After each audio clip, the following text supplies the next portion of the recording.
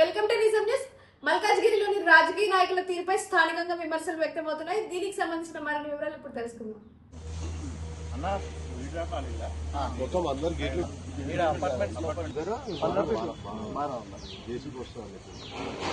ఒక మాన్యువల్ ఉంది, ఆ మాన్యువల్ పెట్టాలి అని చెప్పింది ఆమె. ఫస్ట్ మాన్యువల్ ఒకటి ఉంది, ఇక్కడ ఏం ప్రాబ్లం లేదు.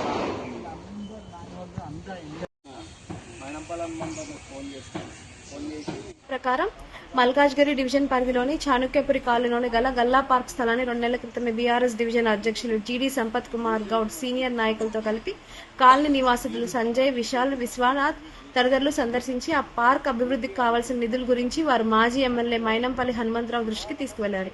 దీనిపై సానుకూలంగా స్పందించిన మైనంపల్లి పార్క్ అభివృద్ధి పనుల నిమిత్తం సంబంధిత అధికారులతో మాట్లాడడం కూడా జరిగింది. అయితే అప్పటికే ప్రక్రియ ప్రారంభమైన ఈ పనులు ఇప్పుడు స్థానిక ఎమ్మెల్యే తామే చేశామంటూ డబ్బా కట్టుకుంటున్నారని, క్రెడిట్ అంతా తమ ఖాతాల్లో వేసుకునేందుకు ప్రయత్నం చేస్తున్నారని స్థానికులు, నాయకులు, కాలనీవాసులు మండిపడుతున్నారు. ఇలాంటి మరిన్ని అప్డేట్స్ కోసం చూస్తూనే ఉండండి నిజం న్యూస్.